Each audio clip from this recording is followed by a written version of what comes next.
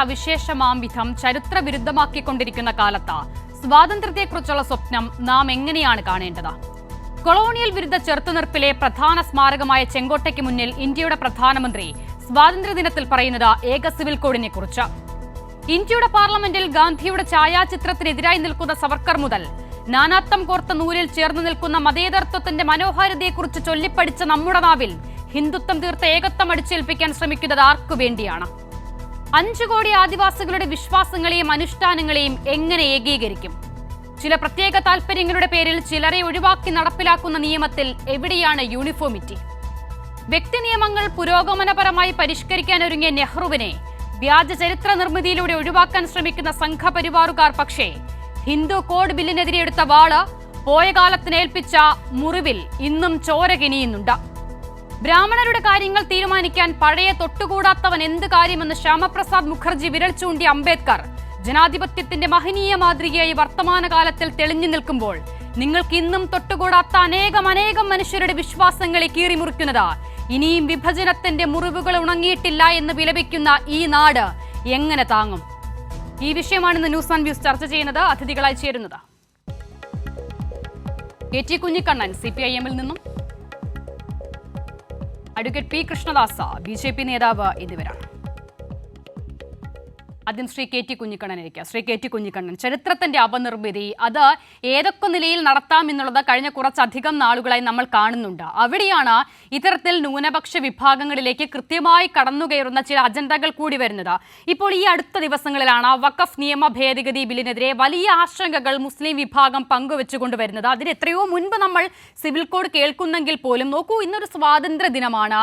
ഈ ദിനത്തിൽ ഈ രാജ്യത്തെ ഓരോ ജനങ്ങളും അവരുടെ സ്വാതന്ത്ര്യത്തിന്റെ മഹനീയ മാതൃക തീർക്കുന്ന നിമിഷത്തിൽ കൂടിയാണ് അവരുടെ എല്ലാ സ്വാതന്ത്ര്യത്തിനും മേലും കടന്നുകയറുന്ന ഏകീകൃത സിവിൽ കോഡിനെ കുറിച്ച് ഈ രാജ്യത്തെ പ്രധാനമന്ത്രി പറയുന്നത്.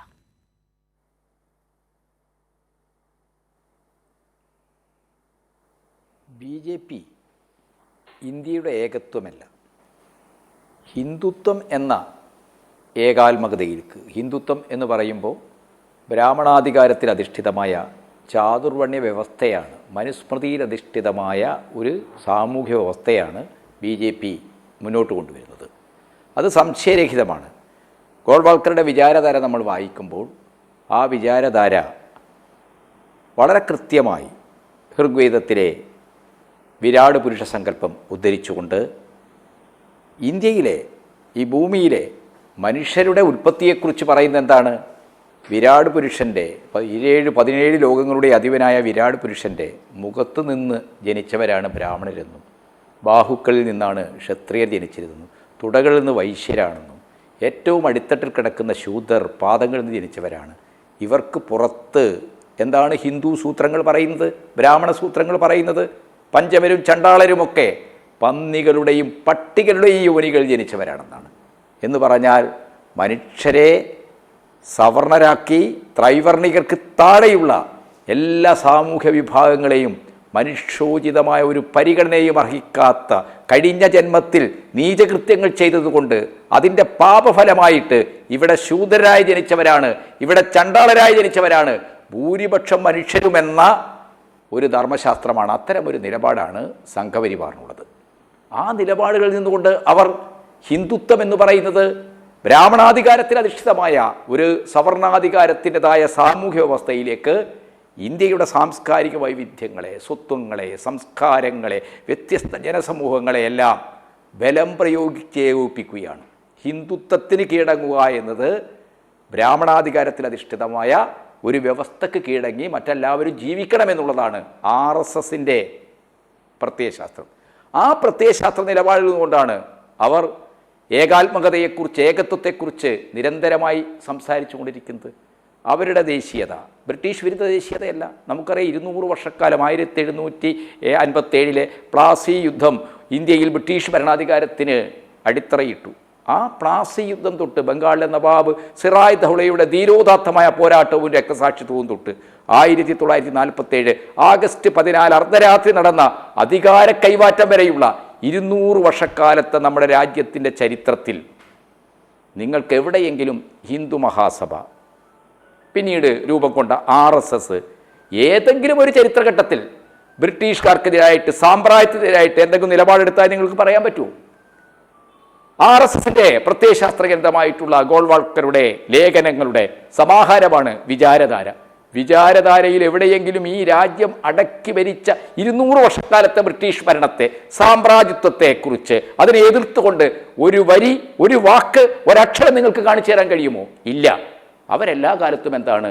മുസ്ലിങ്ങളെയും ക്രിസ്ത്യാനികളെയും കമ്മ്യൂണിസ്റ്റുകാരെയും ഒക്കെ ആഭ്യന്തര ശത്രുക്കളാക്കി അവരുടെ ബ്രാഹ്മണാധികാരത്തിൽ അധിഷ്ഠിതമായ ചാതുർവർണ്ണ്യ നിലപാടുകളിൽ നിന്നുകൊണ്ട് അവർ ത്രൈവർണ്ണികർക്ക് താഴെയുള്ള എല്ലാ മനുഷ്യരെയും എന്താണ് മനുഷ്യോചിതമായ പരിഗണന അർഹിക്കാത്ത അസ്പൃശ്യരായി അൺടച്ചബിളായ വിഭാഗങ്ങളാക്കി മാറ്റി.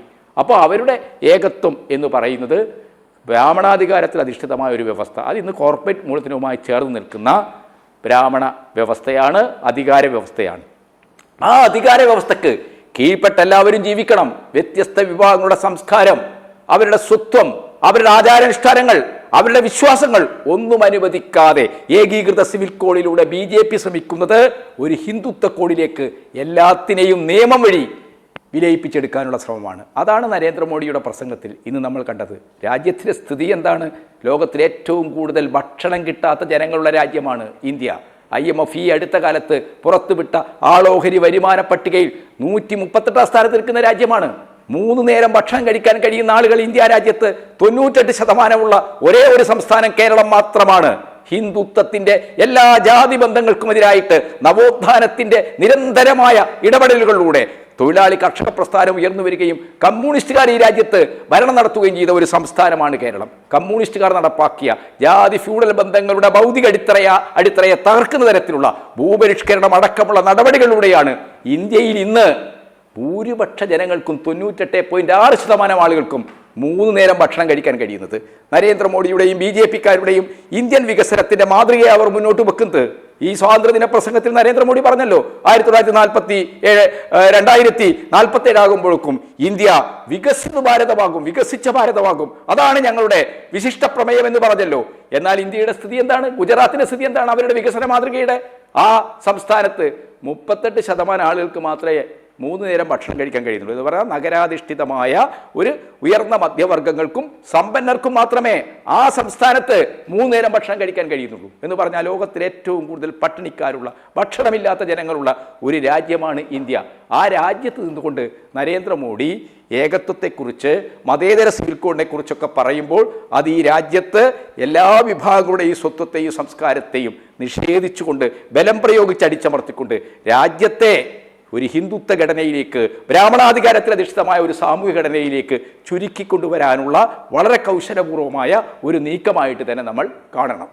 P. കൃഷ്ണദാസ്, ഏകത്വം എന്നത് ആരുടെ ഏകത്വമാണ്, ഏത് മാതൃകയാണ് എന്നുള്ളത് കഴിഞ്ഞ 10 വർഷക്കാലം കൊണ്ട് തന്നെ ഈ നരേന്ദ്രമോദി സർക്കാർ നമ്മുടെ മുന്നിൽ മഹത്തായ മാതൃകകളാക്കി തീർത്തു വെച്ചിട്ടുണ്ട്. അവിടെയാണ് വീണ്ടും മതത്തിന്റെ പേരിൽ ഭിന്നിപ്പിക്കാനുള്ള ഇങ്ങനെ ഒരു നീക്കത്തിലേക്ക് കൂടി വരുന്നത്. നോക്കൂ, ഈ നാനാത്വത്തിൽ ഏകത്വം എന്നത് പ്രാസം ഒപ്പിച്ച് നമ്മൾ ചൊല്ലിപ്പഠിപ്പിച്ച ഒരു വാചകം മാത്രമല്ലല്ലോ. ഈ നാടിന്റെ മഹത്തായ സംസ്കാരത്തെയും വൈവിധ്യത്തെയും ഉൾക്കൊള്ളുന്ന ബൃഹത്തായ ആശയത്തെ ഇങ്ങനെ കീറിമുറിക്കേണ്ടതിന്റെ ആവശ്യം എന്താണ് എന്ന ചോദ്യം ന്യായമല്ലേ ശ്രീ കൃഷ്ണദാസ? ഓരോ ഇടങ്ങളിലും ഓരോ അവസരത്തിലും പ്രധാനമന്ത്രി ഇതിങ്ങനെ ആവർത്തിച്ചു പറയുന്നുണ്ടല്ലോ. എങ്ങനെയാണ് ഈ നാട്ടിലെ വ്യത്യസ്തങ്ങളായ മനുഷ്യരെ ഏകീകരിക്കുക?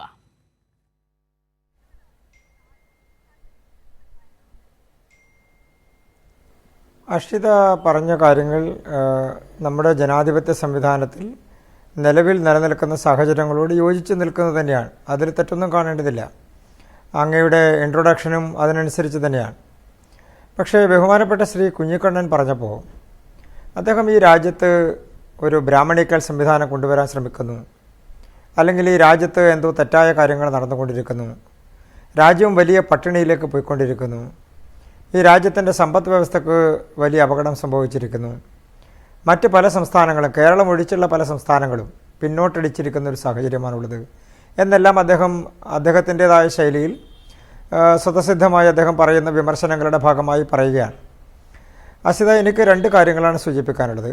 ബഹുമാനപ്പെട്ട പ്രധാനമന്ത്രി ഇന്നത്തെ സ്വാതന്ത്ര്യദിന സന്ദേശത്തിൽ അദ്ദേഹം സൂചിപ്പിച്ചത് ഈ രാജ്യത്ത് കഴിഞ്ഞ 10 വർഷക്കാലമായി അദ്ദേഹത്തിൻ്റെ ഗവൺമെൻറ് നടപ്പാക്കിക്കൊണ്ടിരിക്കുന്ന വികസന പദ്ധതികൾ, ഒപ്പം തന്നെ സർവ്വ മേഖലയിലും പെട്ടിട്ടുള്ള ആളുകളെ സർവസ്പർശിയായിട്ടുള്ള വികസനവുമായി ബന്ധപ്പെട്ടുകൊണ്ട് കൊണ്ടുവന്നിട്ടുള്ള പദ്ധതികളും നടപ്പാക്കിയിട്ടുള്ള നിയമ സംവിധാനങ്ങളും. നമ്മുടെ രാജ്യത്ത് കഴിഞ്ഞ 10 വർഷക്കാലത്തിനുള്ളിൽ വ്യത്യസ്തങ്ങളായിട്ടുള്ള നിരവധി നിയമങ്ങൾക്ക് മാറ്റം വന്നിട്ടുണ്ട്. നമ്മുടെ നികുതി ഘടനയടക്കം പരിഷ്കരിക്കപ്പെടുകയും മാറ്റപ്പെടുകയും ചെയ്തിട്ടുണ്ട്. നമ്മുടെ രാജ്യത്തെ പല പ്രധാനപ്പെട്ട നിയമങ്ങൾക്കും മാറ്റം സംഭവിച്ചിട്ടുണ്ട്. സ്വാഭാവികമാണ്, കാലാനുസൃതമായിട്ടുള്ള മാറ്റങ്ങളും കാലാനുസൃതമായിട്ടുള്ള പരിഷ്കാരങ്ങളും അതുമായി ബന്ധപ്പെട്ടുകൊണ്ടുള്ള തിരുത്തലുകളുമെല്ലാം നിയമത്തിലുണ്ടാവുക എന്നുള്ളത് സ്വാഭാവികമായി നടക്കുന്ന ഒരു പ്രക്രിയയുടെ ഭാഗമാണ്. മറ്റൊരു പ്രധാനപ്പെട്ട കാര്യം പക്ഷേ അത് കാലാനുസൃതമായ മാറ്റമല്ല, അത് ഹിന്ദുത്വാധിഷ്ഠിതമായ മാറ്റമാണ് എന്നുള്ളതാണ് ശ്രീ കെ ടി കുഞ്ഞിക്കണ്ണനെ പോലുള്ളവർ പറയുന്നത്. ഇനിയിപ്പോൾ നോക്കൂ, പ്രധാനമന്ത്രി ഇന്ന് നടത്തിയ പ്രസംഗത്തിൽ ഏറ്റവും പ്രധാനമായി BJP സർക്കാർ NDA മുന്നോട്ട് വെക്കുന്ന ഒരു ആശയമാണല്ലോ ഏകീകൃത സിവിൽ കോഡ്. അതിനെക്കുറിച്ച് വീണ്ടും പറയുകയാണ്. ഭരണഘടനാ നിർമ്മാണ ഘട്ടത്തിൽ തന്നെ ഏകീകൃത സിവിൽ കോഡ് എന്നുള്ള ആശയത്തെ എങ്ങനെയാണ് ജനാധിപത്യവാദികൾ കണ്ടത് എന്നുള്ളത് അങ്ങേക്കും അറിയാവുന്നതാണല്ലോ. എന്തുകൊണ്ട് അത് ഭരണഘടനയുടെ നിർദ്ദേശക തത്വങ്ങളിൽ മാത്രം ഇടം പിടിച്ചു എന്നുള്ളതും അങ്ങേക്ക് അറിയാവുന്നതാണല്ലോ. അങ്ങനെ എല്ലാ തരത്തിലും അത് നടപ്പിലാക്കാൻ പരുവപ്പെടുന്ന തരത്തിലേക്ക് ഈ മണ്ണ് മാറിയിട്ടുണ്ട് എന്ന് പൂർണ്ണമായും ശ്രീ കൃഷ്ണദാസ് വിശ്വസിക്കുന്നുണ്ടോ? ഇനി അങ്ങനെയാണെങ്കിൽ തന്നെ അത് എന്ത് അടിസ്ഥാനത്തിലാണ് നിങ്ങൾ കൊണ്ടുവരാൻ ഉദ്ദേശിക്കുന്നത്? ഏത് നിലയിലാണ് അതിനെ നിങ്ങൾ മാറ്റം വരുത്താൻ ഉദ്ദേശിക്കുന്നത്? അതിനെക്കുറിച്ചൊരു വ്യക്തത ഉണ്ടാകണ്ടേ? അതൊന്നുമില്ല. ഈ രാജ്യത്തെ കോടാനുകോടി വരുന്ന മനുഷ്യർ, ആദിവാസികൾ, മറ്റ് വിഭാഗങ്ങൾ, സിഖുകാർ, ഇവരുടെയൊക്കെ വിശ്വാസങ്ങളെ എങ്ങനെ ഏകീകരിക്കാൻ സാധിക്കും? കൃഷ്ണദാസ പറയുന്നതിനൊക്കെ ഒരു ലോജിക്ക് വേണ്ടേ?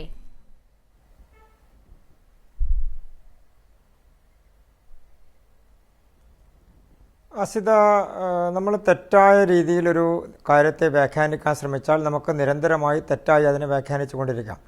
പക്ഷേ നമ്മളൊരു വിഷയത്തെ കാണുന്നത് നിലവിലെ സാഹചര്യത്തിനനുസരിച്ചും മുൻകാലങ്ങളിലുണ്ടായിരുന്ന പ്രായോഗികമായിട്ടുള്ള കാര്യങ്ങളെ അപഗ്രഥിച്ചുകൊണ്ടുമാണ് ഒരു നിയമനിർമ്മാണത്തിനോ അതല്ലെങ്കിൽ അതുമായി ബന്ധപ്പെട്ടുകൊണ്ടുള്ള കാര്യങ്ങൾക്കോ സർക്കാർ മുതിരാനുള്ള സാഹചര്യം ഉണ്ടാവുക. ശ്രീ കുഞ്ഞിക്കണ്ണൻ അദ്ദേഹം പറഞ്ഞപ്പോൾ പ്രധാനപ്പെട്ട 2 കാര്യങ്ങൾ അദ്ദേഹം മനഃപൂർവ്വം ഒഴിവാക്കുകയാണ് ചെയ്തത്. RSSൻ്റെ വിചാരധാരയിൽ എന്തുകൊണ്ട് ബ്രിട്ടീഷുകാരെക്കുറിച്ച് വിമർശനമില്ല എന്ന് പറഞ്ഞു. അദ്ദേഹം വിശ്വസിക്കുന്ന ദാസ് ക്യാപിറ്റലിൽ അങ്ങനെ ഉണ്ടോ? ഈ രാജ്യത്ത് നടപ്പാക്കാൻ ശ്രമിക്കുന്ന അതിൻ്റെ അടിസ്ഥാനത്തിലല്ലേ? ഇനി ഭരണം കിട്ടിയ 2 സംസ്ഥാനങ്ങൾ പശ്ചിമ ബംഗാളിലും ത്രിപുരയിലും എന്ത് വികസനമാണ് നടപ്പാക്കിയത്? എന്ത് പദ്ധതിയുടെ അടിസ്ഥാനത്തിലാണ് ആ സംസ്ഥാനങ്ങൾ പിന്നോട്ട് പോകാനുള്ള സാഹചര്യമുണ്ടായത്? ശ്രീ കുഞ്ഞിക്കണ്ണൻ പറയണ്ടേ ജനങ്ങളോട്? അത് കേരളത്തെക്കുറിച്ച് നിങ്ങൾ ഗീർവാണ പ്രസംഗം നടത്തുമ്പോൾ, നമ്മളെല്ലാം അഭിമാനിക്കുന്ന കേരളത്തിൻ്റെ വികസനത്തെക്കുറിച്ച് പറയുമ്പോൾ, താങ്കൾ എന്തുകൊണ്ട് നിങ്ങളുടെ ഭരണം നടന്നിട്ടുള്ള 2 സംസ്ഥാനങ്ങൾ പിന്നോട്ട് പോയി എന്നുള്ളത് കൂടി പറയണ്ടേ? വർഷങ്ങളോളം, ഏതാണ്ട് 1/4 നൂറ്റാണ്ടിലധിക കാലം ഈ 2 സംസ്ഥാനങ്ങൾ നിങ്ങളുടെ ഭരണത്തിന് കീഴിലായിരുന്നല്ലോ. എന്തുകൊണ്ട് അവിടെ വികസനമുണ്ടായില്ല? അതും ജനങ്ങൾ പരിശോധിക്കണ്ടേ? ഇനി അസിത ചോദിച്ച ചോദ്യത്തിലേക്ക് വന്നാൽ, നമ്മുടെ രാജ്യത്തെ ജനവിഭാഗങ്ങളുടെ നിയമപരമായിട്ടുള്ള വിഷയങ്ങൾ എന്ന് പറഞ്ഞാൽ ജനങ്ങളെ ഭിന്നിപ്പിക്കുന്ന തരത്തിൽ, ജനങ്ങളെ വ്യത്യസ്തമായിട്ടുള്ള തട്ടുകളിൽ നിൽക്കുന്ന തരത്തിൽ ഏതെങ്കിലും ഒരു നിയമം നമ്മുടെ ഭരണഘടനയ്ക്കോ നമ്മുടെ സിവിൽ സംവിധാനത്തിനോ നമ്മുടെ റൂൾ ഓഫ് ലോക്കോ അനുസൃതമല്ല, അത് ഒരു പൊതുസമൂഹത്തിന് അംഗീകരിക്കാൻ കഴിയുന്നതല്ല എന്ന് വന്നാൽ ആ നിയമം മാറ്റപ്പെടണം. നമ്മുടെ രാജ്യത്തെ നികുതി നിയമങ്ങളിൽ പരിഷ്കാരമുണ്ടായത് അതിൻ്റെ അടിസ്ഥാനത്തിലാണ്. വ്യത്യസ്തമായ സംസ്ഥാനങ്ങളെ കണ്ടുകൊണ്ട് നികുതി സംവിധാനങ്ങൾ ഏർപ്പെടുത്തിയിരുന്ന സിസ്റ്റത്തിൽ നിന്ന് മാറ്റം വന്നു എന്നതുപോലെ തന്നെ നമ്മുടെ രാജ്യത്തെ എല്ലാ വിഭാഗം ജനങ്ങൾക്കും അംഗീകരിക്കാൻ കഴിയുന്ന, നടപ്പാക്കാൻ കഴിയുന്ന ഒരു പൊതു സിവിൽ കോഡ് എന്ന് പറഞ്ഞാൽ അത് ഏതെങ്കിലും ഒരു മതത്തിൻ്റെ അടിസ്ഥാനത്തിലല്ല, ജാതിയുടെ അടിസ്ഥാനത്തിലല്ല, വർഗത്തിൻ്റെയോ വർണ്ണത്തിൻ്റെയോ ലിംഗത്തിൻ്റെയോ അടിസ്ഥാനത്തിലല്ല, മറിച്ച് മുഴുവൻ ആളുകൾക്കും നിയമപരമായി ഭരണഘടനാനുസൃതമായി നടപ്പാക്കേണ്ടുന്ന സിവിൽ നിയമങ്ങളെ സംബന്ധിച്ച് ഒരു ചട്ടക്കൂടുണ്ടാകുന്നതിൽ എന്താ തെറ്റുള്ളത്? നമ്മുടെ രാജ്യത്ത് ബ്രിട്ടീഷുകാരുടെ കാലഘട്ടത്തിൽ നിലനിന്നിരുന്ന നിയമ സംവിധാനങ്ങൾ അതേപോലെ തന്നെ തുടരണം എന്ന് ശഠിക്കുന്നതിൻ്റെ പിന്നിൽ എന്താണ്? അല്ലെങ്കിൽ ഏതെങ്കിലും തരത്തിൽ വിഭജന രാഷ്ട്രീയത്തിൻ്റെ ഭാഗമായി നിൽക്കുന്ന ആളുകളുടെ മനസ്സിൽ തോന്നുന്ന കാര്യങ്ങൾക്കനുസരിച്ച് അത് വേളയിലാണെങ്കിലും പിന്നീട് രാഷ്ട്രീയ അജണ്ട വെച്ചുകൊണ്ട് ഏതെങ്കിലും നിയമങ്ങൾ പാസ്സാക്കാൻ ശ്രമിക്കുമ്പോഴാണ് അത് ഏതെങ്കിലും തരത്തിൽ ഒരു വിഭാഗത്തെ ഹനിക്കുന്നതോ മറ്റൊരു വിഭാഗത്തെ പ്രീണിപ്പിക്കുന്നതോ ആയി മാറുന്നത്. അങ്ങനെ ഏതെങ്കിലും ഒരു വിഭാഗത്തെ അതൊരു പോയിന്റായിട്ട് തന്നെ എടുക്കുകയാണ് ഞാൻ. അതുകൊണ്ടാണ് അവിടെ ഇടപെടുന്നത്. ശ്രീ കെ ടി കുഞ്ഞിക്കണ്ണൻ, ഈ നിയമത്തെക്കുറിച്ച് ഇപ്പോൾ BJP ഉൾപ്പെടെയുള്ള ആളുകൾ ഈ നിലയിലാണ് കാണുന്നത്.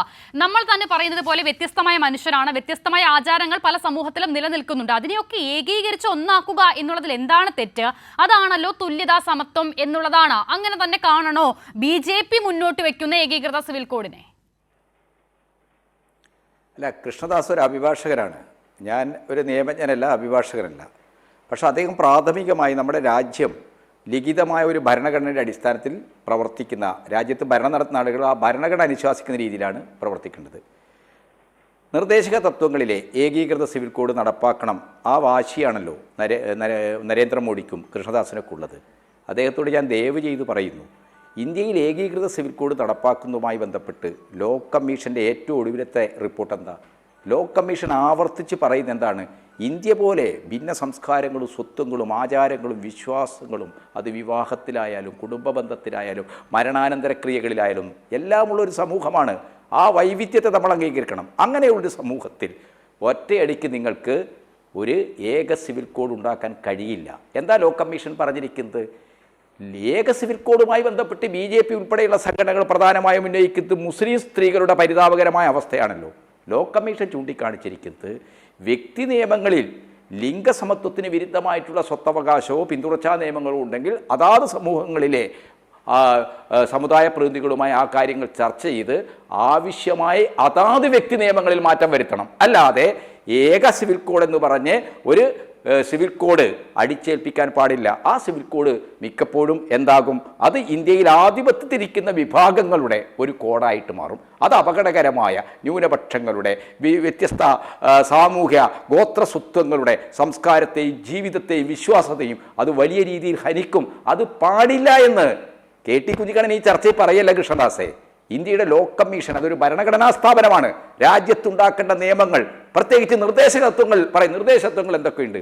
മിനിമം കൂലി പറയുന്നില്ലേ കൃഷ്ണദാസേ? നിങ്ങൾ ഏക സിവിൽ കോഡിനെ കുറിച്ച് വാദിക്കുമ്പോൾ നിർദ്ദേശ തത്വങ്ങൾ 1, 2, 3, 4, 5, 6 എന്ന് പറഞ്ഞുകൊണ്ട് പറഞ്ഞിരിക്കുന്ന കാര്യങ്ങൾ എന്താണ്? ഈ രാജ്യത്ത് തുല്യ ജോലിക്ക് തുല്യവേതനം കൊടുക്കണമെന്നും മിനിമം വേതനം നടപ്പാക്കണമെന്നും ഭരണഘടനയുടെ നിർദ്ദേശകത്വങ്ങൾ പറയുന്നുണ്ട്. ഈ രാജ്യത്തെ മഹാഭൂരിപക്ഷം വരുന്ന ജനങ്ങൾ പണിയെടുത്ത് ജീവിക്കുന്നവരല്ലേ? അല്ലാതെ ഓഹരി കച്ചവടം നടത്തി കൃത്രിമമായ ഇടപാടുകളിലൂടെ മൂല്യം വർദ്ധിപ്പിച്ച് സമ്പത്ത് വാരിക്കൂട്ടുന്ന അദാനിമാരല്ലോ നമ്മുടെ രാജ്യത്തെ മഹാഭൂരിപക്ഷം വരുന്ന 142 കോടി ജനങ്ങളിലെ ഭൂരിപക്ഷം ആളുകളും. അവർക്ക് പണിയെടുത്താൽ അവരെടുക്കുന്ന പണിക്ക് ന്യായമായ ഒരു മിനിമം വേതനം ഏർപ്പെടുത്തണം. അത് നമ്മുടെ നിർദ്ദേശകത്വങ്ങൾ പറയുന്നതാണ്. സ്വാതന്ത്ര്യം കിട്ടി 77 വർഷം കഴിഞ്ഞു. 78ാം വാർഷിക ദിനത്തിൽ നമ്മുടെ പ്രധാനമന്ത്രി സംസാരിക്കുകയല്ലേ? ഈ ബജറ്റ് നിർമ്മലാ സീതാരാമൻ, നിങ്ങളുടെ 3ാം സർക്കാർ വന്നതിന് ശേഷം ശ്രീമതി നിർമ്മലാ സീതാരാമൻ അവതരിപ്പിക്കാൻ പോകുന്ന ബജറ്റിന് മുന്നോടിയായിട്ട് BMS ഉൾപ്പെടെ, അത് കൃഷ്ണദാസിന് അറിയാലോ, BMS ഉൾപ്പെടെയുള്ള ഇന്ത്യയുടെ ദേശീയ ട്രേഡ് യൂണിയനുകളുടെ കോർഡിനേഷൻ കമ്മിറ്റി ബജറ്റിൽ അടിയന്തരമായും വരേണ്ട മുൻഗണന കൊടുക്കേണ്ട ചില കാര്യങ്ങളിൽ ഒന്നായിട്ട് മിനിമം വേതനം പറഞ്ഞില്ലേ? നമ്മുടെ ഭരണഘടനയുടെ നിർദ്ദേശകത്വങ്ങൾ പറയുന്ന രീതിയിൽ തുല്യ ജോലിക്ക് തുല്യ ജോലിയും ജോലി ചെയ്യുന്ന ആളുകൾക്ക് ഒരു മിനിമം കൂലി നിയമപരമായി വ്യവസ്ഥ ചെയ്യണമെന്നുള്ള കാര്യം നടപ്പാക്കണമെന്ന് പറഞ്ഞു. നിങ്ങളത് പരിഗണിച്ചു. എന്നിട്ട് പ്രധാനമന്ത്രി നരേന്ദ്രമോദി ഗുജറാത്തിലെ ന്യൂനപക്ഷങ്ങളുടെ വംശഹത്യയുടെ ചോരക്കറയുള്ള ഒരു രാഷ്ട്രീയ നേതാവ്, ഇന്ത്യയുടെ പ്രധാനമന്ത്രിയായിരുന്നു കൊണ്ട് അദ്ദേഹം ഇതാ 78ാം സ്വാതന്ത്ര്യ ദിനത്തിൽ പറയുന്നു, ഞങ്ങൾ ഏക സിവിൽ കോഡ് നടപ്പാക്കും, മതേതര കോഡ് ഉണ്ടാക്കും. ആര് വിശ്വസിക്കും ഇത്? ഇത് അപകടകരമായ ഹിന്ദുത്വത്തിന്റെ ഏകാത്മകതയിലേക്ക് ഇന്ത്യയിലെ വ്യത്യസ്ത വിശ്വാസങ്ങളെയും സംസ്കാരങ്ങളെയും ജനങ്ങളുടെ ആചാര സംവിധാനങ്ങളെയും ഒക്കെ തന്നെ ബലം പ്രയോഗിച്ച് വിലയിപ്പിച്ചെടുക്കാനുള്ള ഒരു നിയമനിർമ്മാണമായിട്ട് മാത്രമേ കാണൂ. അത് ഞാൻ പറയുന്നതല്ല, ഇന്ത്യയുടെ നിയമ കമ്മീഷൻ തന്നെ ആ കാര്യം സർക്കാരിനോട് പറഞ്ഞിട്ടുണ്ട്. അതെ ശ്രീ കൃഷ്ണദാസ്, ഇപ്പോൾ ആദ്യഘട്ടത്തിൽ താങ്കൾ സൂചിപ്പിച്ചപ്പോൾ ഒരുപക്ഷെ താങ്കൾ അതിന്റെ പോസിറ്റീവ് വശമായിരിക്കാം. ശരിയാണ്, ഏതെങ്കിലും മതവിഭാഗത്തിനുള്ളിൽ ഏതെങ്കിലുമൊക്കെ തരത്തിലുള്ള അനീതി വിവിധ വിഷയങ്ങളിൽ നിലനിൽക്കുന്നുണ്ടെങ്കിൽ അതിനൊരു പരിഹാരം വേണം. പക്ഷേ ആ പരിഹാരമാണ് ഇവിടെ നിർദ്ദേശിക്കപ്പെട്ടിട്ടുള്ളത് പോലെ അതാത് മതവിഭാഗങ്ങളിലെ മാറ്റം, പുരോഗമനം എന്നൊക്കെ നമുക്ക് വിളിക്കാവുന്ന തരത്തിൽ അത്തരം മാറ്റങ്ങളല്ലേ പ്രായോഗികമാകുക. അതിനപ്പുറം ഒരു സാമാന്യ ബുദ്ധിയിലൊന്ന് ആലോചിച്ച് നോക്കൂ. ഇപ്പോൾ ഉത്തരാഖണ്ഡ് ഈ ഏകീകൃത സിവിൽ കോഡിനെ കുറിച്ച് വലിയ കാര്യമായി പറയുമ്പോൾ അത് നടപ്പിലാക്കിയിട്ടുള്ള സംസ്ഥാനങ്ങളിൽ ആദിവാസികൾ, ഗോത്രവിഭാഗങ്ങൾ ഇവരൊക്കെ അതിന് പുറത്ത് നിർത്തേണ്ടി വന്നത് എന്തുകൊണ്ടാണ് എന്നുകൂടി പറയേണ്ടി വരുമല്ലോ ശ്രീ കൃഷ്ണദാസ്. അപ്പോൾ എങ്ങനെയാണത്, അതിലൊരു യൂണിഫോമിറ്റി വരുന്നത് എങ്ങനെയാണ്? ചില കാരണങ്ങൾ കൊണ്ട് ഇന്ന ആളുകളെ മാറ്റി നിർത്തണമെന്ന് വാദിച്ച് മറ്റുള്ളവരെ നിർബന്ധപൂർവ്വം അതിന്റെ ചട്ടക്കൂടിലേക്ക് കൊണ്ടുവരുമ്പോൾ അതിനെങ്ങനെയാണ് യൂണിഫോം ആകുന്നത്? അത് എങ്ങനെ യൂണിഫോം ആകും? എവിടെയാണ് അതിൽ യൂണിഫോമിറ്റി?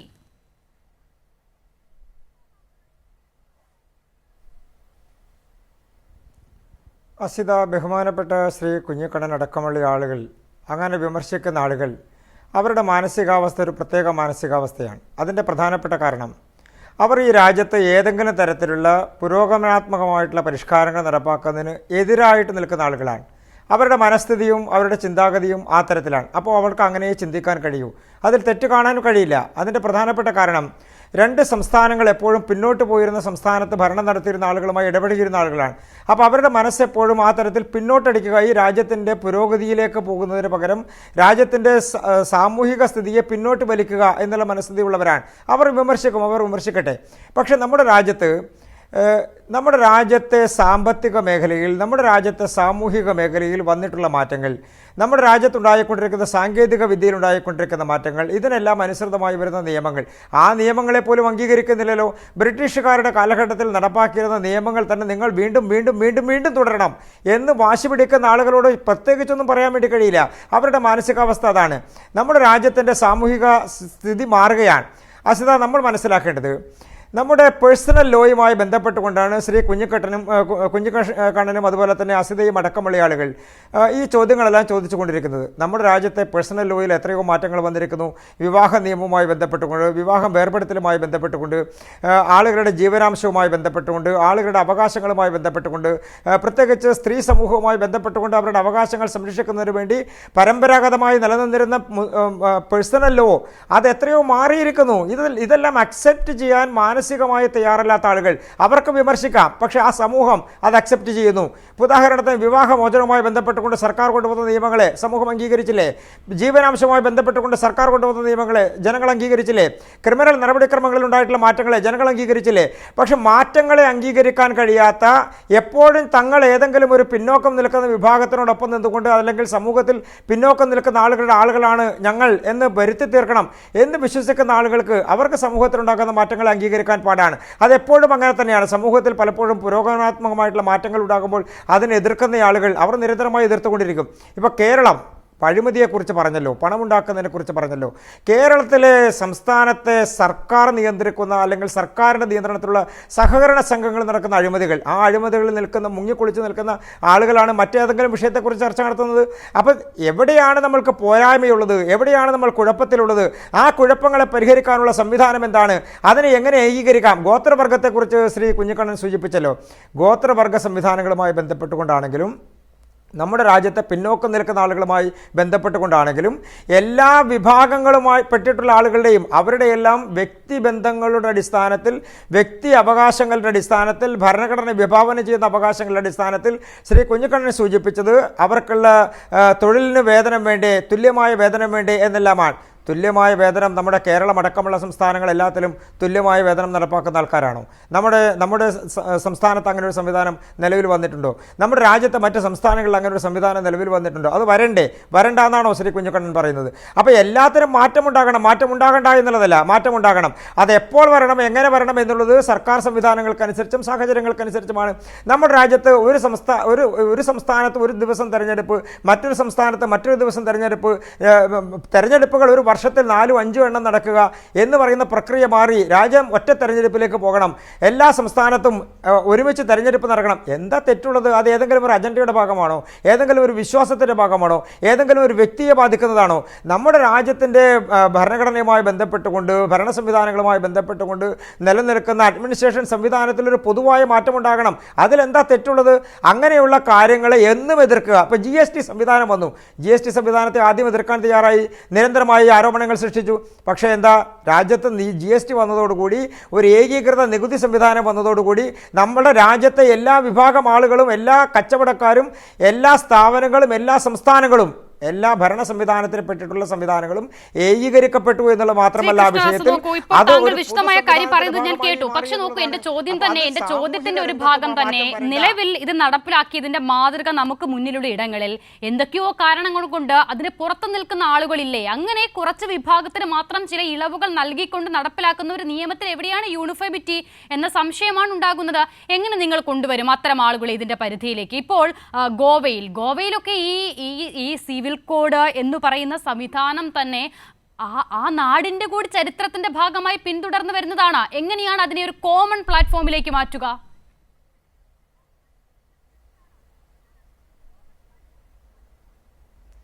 അസിത, ഇപ്പോൾ ഗോവയിൽ കോമൺ സിവിൽ കോഡുമായി ബന്ധപ്പെട്ടുകൊണ്ട് നിൽക്കുന്ന കാര്യങ്ങൾ അവർ പ്രോഗ്രസീവായി കാണുന്നൊരു സംവിധാനം. നമ്മുടെ രാജ്യത്തെ എല്ലാ സമൂഹത്തിലും വ്യത്യസ്തമായിട്ട് സമൂഹങ്ങൾ നൂറുകണക്കിന് ആചാരങ്ങളും അനുഷ്ഠാനങ്ങളും വിശ്വാസ പ്രമാണങ്ങളും രീതികളും പേഴ്സണൽ അവരുടെ വ്യക്തിപരമായിട്ടുള്ള കാര്യങ്ങളിൽ ആചാരങ്ങൾ സൂക്ഷിക്കുന്ന സമുദായങ്ങളും ഒക്കെയുള്ള ഒരു രാജ്യമാണ് നമ്മുടേത്. പക്ഷേ അവിടെ ഒരു പൊതു നിയമം ഉണ്ടാകണ്ടേ? ആ പൊതു നിയമത്തെ അംഗീകരിക്കാതിരിക്കാൻ കഴിയുമോ? നമ്മുടെ ഭരണഘടനയെ നമ്മൾ അംഗീകരിക്കുന്നില്ലേ? സിവിൽ നിയമങ്ങളെ അംഗീകരിക്കുന്നില്ലേ? ക്രിമിനൽ നിയമങ്ങളെ അംഗീകരിക്കുന്നില്ലേ? അപ്പോൾ അതുപോലെ തന്നെ നമ്മുടെ വ്യക്തി നിയമങ്ങളിലും ഒരു പൊതു സംവിധാനം വേണ്ടി. അതുകൊണ്ടാണ് ഞാൻ സൂചിപ്പിച്ചത്, നിരവധി ഘട്ടങ്ങളിൽ ബഹുമാനപ്പെട്ട ഹൈക്കോടതികളാണെങ്കിലും സുപ്രീം കോടതികളാണെങ്കിലും വ്യക്തികളുടെ അവകാശങ്ങളുമായി ബന്ധപ്പെട്ടുകൊണ്ട് അവരുടെ വിവാഹമോചനത്തിന് ശേഷമുള്ള കാര്യങ്ങൾ, അവരുടെ വിവാഹമോചനമാണല്ലോ പ്രശ്നം. ഹിന്ദു അൺഡിവൈഡഡ് ഫാമിലി റൂൾ ഒക്കെ നമുക്ക് അറിയാവുന്നതല്ലേ ശ്രീ കൃഷ്ണദാസ? അതിന് കൂടെ പിടിക്കുന്നവരല്ലേ നിങ്ങൾ, കൂടെ പിടിച്ചവരല്ലേ നിങ്ങൾ? എന്നിട്ടാണോ ഇങ്ങനെ മതത്തിൽ മാത്രം ഏകത്വം വേണമെന്ന് വാശി പിടിക്കുന്നത്?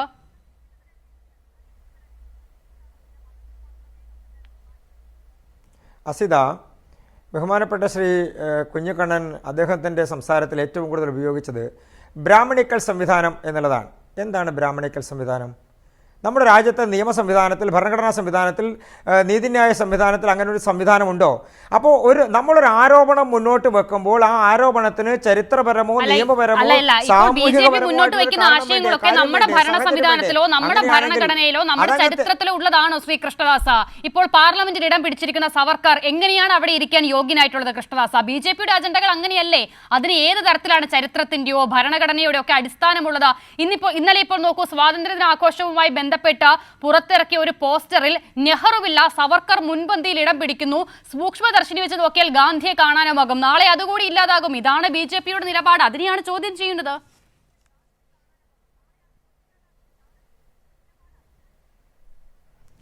അസിത, നമ്മുടെ രാജ്യത്ത് ബി.ജെ.പി കഴിഞ്ഞ 10 വർഷക്കാലത്തിനുള്ളിൽ ഏകദേശം 1500-ലധികം നിയമങ്ങൾക്ക് മാറ്റം വരുത്തുകയോ ചിലതെല്ലാം ഒഴിവാക്കപ്പെടുകയോ ചിലത് കൂട്ടിച്ചേർക്കപ്പെടുകയോ അതല്ലെങ്കിൽ പൂർണ്ണമായി മാറ്റപ്പെടുകയോ ഒക്കെ ചെയ്തിട്ടുണ്ട്. ഈ നിയമങ്ങളിൽ ഏതെങ്കിലും ഒരു നിയമമോ ഇനി പുതുതായി നമ്മൾ ചർച്ച ചെയ്യപ്പെടുന്ന നിയമങ്ങളോ ഭരണഘടനാനുസൃതമായി നടപ്പാക്കിയതിന് ശേഷം ഹൈക്കോടതികളോ സുപ്രീം കോടതികളോ അതെല്ലാം നിയമവിരുദ്ധമാണ്, ഭരണഘടനാ വിരുദ്ധമാണ് എന്ന് പ്രഖ്യാപിക്കുന്ന സാഹചര്യം എപ്പോഴെങ്കിലും ഉണ്ടായോ? ഏതെങ്കിലും ഒരു ഘട്ടത്തിലുണ്ടായോ? പിന്നെ അങ്ങനോട് ചോദിച്ച ചോദ്യം, നെഹ്റുവിൻ്റെ കാര്യത്തിലാണെങ്കിലും ആദരണീയനായിട്ടുള്ള മഹാത്മജിയുടെ കാര്യത്തിലാണെങ്കിലും സവർക്കറുടെ കാര്യത്തിലാണെങ്കിലും സുഭാഷ് ചന്ദ്രബോസിൻ്റെ കാര്യത്തിലാണെങ്കിലും ഈ രാജ്യത്ത് സ്വാതന്ത്ര്യത്തിന് വേണ്ടി നടന്നിട്ടുള്ള സമരത്തിൽ നിങ്ങൾ 1-2 ആൾക്കാരെ മാത്രമേ കാണുന്നുള്ളൂ. ഞങ്ങൾ പട്ടേൽ അടക്കമുള്ള നിരവധി ആളുകളെ കാണുന്നുണ്ട്. ആ സ്വാതന്ത്ര്യ സമരത്തിൻ്റെ ഭാഗമായി നേതൃത്വം വഹിച്ചിരുന്ന നെഹ്റു ഉണ്ടാകുന്നതിന് മുൻപ്, നെഹ്റു ജനിക്കുന്നതിന് മുൻപ്, മഹാത്മാഗാന്ധി ജനിക്കുന്നതിന് മുൻപ് ഈ രാജ്യത്ത് സ്വാതന്ത്ര്യ സമരത്തിൻ്റെ ഭാഗമായിരുന്ന ആളുകളുണ്ട്. അപ്പോൾ അങ്ങനെയുള്ള ആളുകളെ അടക്കം എത്രയോ കാലഘട്ടങ്ങളിലൂടെ കടന്നു വന്നിട്ടുള്ള സമര പോരാട്ടങ്ങളുടെയും ഈ രാജ്യത്തെ സ്വാതന്ത്ര്യ സമരത്തിൻ്റെയും എല്ലാം ചരിത്രമുറങ്ങുന്ന നാടാണിത്. അപ്പോൾ അതിന് ശേഷം നടന്ന സമരങ്ങളിലെയും പ്രതിഷേധങ്ങളിലെയും ആളുകളെ കണ്ടാൽ മതി. കാണാം, പറയൂ, സവർക്കറെ എവിടെയാണ് കാണേണ്ടത്, എവിടെയാണ് കാണേണ്ടതെന്ന് നിങ്ങൾ ചൂണ്ടിക്കാട്ടിയാൽ ഞങ്ങൾ കാണാം. ഞങ്ങളുടെയൊക്കെ അറിവിൽ സവർക്കർ ഗാന്ധിയെ കൊന്ന പ്രത്യയശാസ്ത്രത്തിന്റെ പ്രതിനിധിയാണ്. എങ്ങനെയാണ് സവർക്കറെ ഇന്ത്യൻ സ്വാതന്ത്ര്യ സമരത്തിൽ നമ്മൾ കാണേണ്ടത്, ചരിത്രത്തിൽ കാണേണ്ടത്?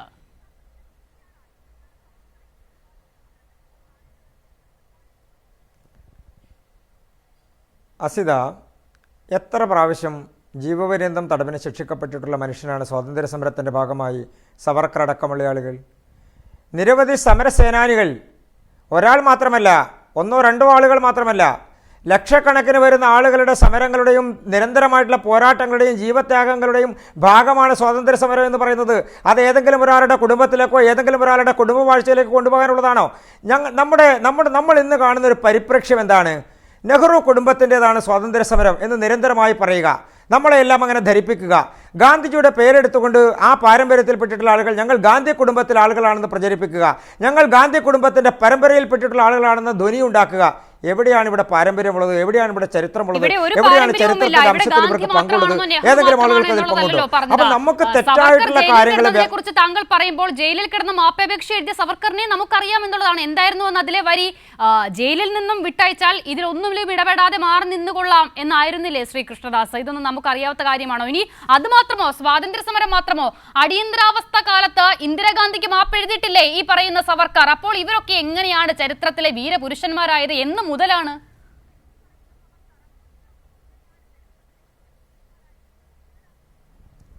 സ്വാതന്ത്ര്യ സമര കാലഘട്ടങ്ങളിലും അടിയന്തരാവസ്ഥക്കെതിരായിട്ടുള്ള സമര കാലഘട്ടങ്ങളിലും ജനാധിപത്യപരമായി സമരം നയിക്കുന്ന ആളുകളെ സംബന്ധിച്ച് അസിതക്ക് പ്രായോഗികമായി എത്ര അറിയാമെന്ന് എനിക്കറിയില്ല, പക്ഷേ ശ്രീ കുഞ്ഞിക്കണ്ണൻ അടക്കമുള്ള ആളുകൾക്ക് അറിയാൻ പറ്റും. ഒരു സമരമുഖത്ത് നിരവധിയായിട്ടുള്ള മാർഗങ്ങളുണ്ടാകും ആ സമരത്തിൽ നിന്ന് പുറത്തു വരാനും സമരം വീണ്ടും നയിക്കാനും സമരത്തിൽ നിരന്തരമായി പങ്കെടുക്കാനും. അതുമായി ബന്ധപ്പെട്ടുകൊണ്ട് നടക്കുന്ന എല്ലാ രേഖകളും എല്ലാ വിഷയങ്ങളും എല്ലാ ചർച്ചകളും അതിൻ്റെ ഭാഗമായിട്ടുള്ള കാര്യങ്ങളും അത് ഒരു സമരത്തിൻ്റെ ഭാഗം മാത്രമല്ല, നിരന്തരമായിട്ടുള്ള പോരാട്ടങ്ങളുടെ ഭാഗമാണ്. ആ നിരന്തരമായിട്ടുള്ള പോരാട്ടങ്ങളിൽ എവിടെയാണ് പിന്നോട്ട് പോയിട്ടുള്ള സാഹചര്യം ഉണ്ടായിട്ടുള്ളത്? സുഭാഷ് ചന്ദ്രബോസിനെ നിങ്ങൾക്ക് പുച്ഛമാണോ? നിങ്ങളുടെ നിലപാടെന്തായിരുന്നു സുഭാഷ് ചന്ദ്രബോസിനെ കുറിച്ച്?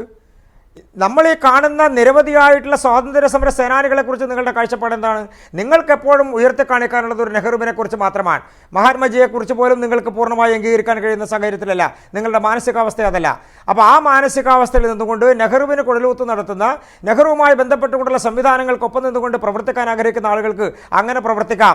ഞങ്ങൾ അങ്ങനെ മാത്രം പ്രവർത്തിക്കുന്നവരല്ല, ഞങ്ങൾ അതിനെ അംഗീകരിക്കുകയും ആ സംവിധാനം നിലനിൽക്കുന്നതിന് ഒപ്പം തന്നെ ആ സംവിധാനത്തിൻ്റെ തെറ്റുകുറ്റങ്ങൾ ചൂണ്ടിക്കാണിക്കുകയും അതോടൊപ്പം തന്നെ ആ സ്വാതന്ത്ര്യ സമരത്തിലാണെങ്കിലും അടിയന്തരാവസ്ഥ കാലത്ത് എതിരായിട്ടുള്ള സമരത്തിലാണെങ്കിലും ചോദ്യം ശ്രീ കൃഷ്ണദാസ്, ഗാന്ധിയെ കൊന്നവരെ അംഗീകരിക്കുന്നുണ്ടോ?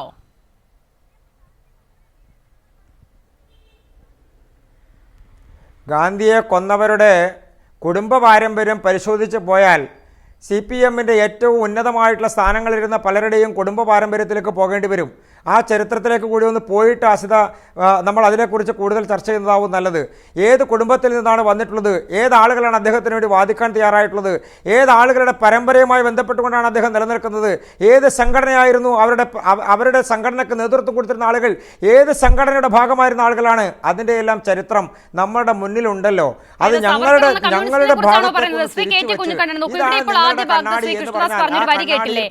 ഒരു സമരത്തിൽ പങ്കെടുക്കുമ്പോൾ അതിൽ പല മുറകൾ സ്വീകരിക്കും. അത്തരത്തിലുള്ളതായിരുന്നു ഈ മാപ്പപേക്ഷ എന്നുള്ളതായിരുന്നു. ആരായിരുന്നു സവർക്കർ എന്ന പേരിൽ? ഷംസുദ്ദീൻ ഇസ്ലാം എന്നാണ് അദ്ദേഹത്തിന്റെ പേര് എന്നാണ് ഞാൻ ഓർക്കുന്നത്. അങ്ങനെ ഒരാൾ എഴുതിയൊരു പുസ്തകമുണ്ട്, ആരായിരുന്നു സവർക്കർ എന്നുള്ളതാണ് പുസ്തകത്തിന്റെ പേര്. അതിൽ ആദ്യത്തെ ഭാഗമായി പറയുന്നത് ഇത്തരത്തിൽ ചില മിത്താണ്, സവർക്കറെ കുറിച്ചുള്ള ഇത്തരം ചില പ്രചാരണങ്ങൾ മിത്തുകളാണ് എന്ന് സ്ഥാപിക്കാൻ ശ്രമിക്കുന്നുണ്ട്. ആ രീതിയിലൊരു പ്രചാരണമാണ് ഇപ്പോൾ ശ്രീ കൃഷ്ണദാസൻ നടത്തിയത്. പക്ഷേ നോക്കൂ, ഗാന്ധി വധത്തിന്റെ പേരിൽ എത്ര തവണ ഈ വിഷയത്തിൽ ക്രൂശിക്കപ്പെട്ടിട്ടുള്ള ആളായിരുന്നു സവർക്കർ എന്നുള്ളത് നമുക്കറിയാവുന്നതാണ്. ഇതിനൊക്കെയും ശേഷം ശിക്ഷിക്കപ്പെടാതിരുന്നത് എന്തുകൊണ്ടാണ് എന്നുള്ളത് നമുക്കറിയാവുന്നതാണ്.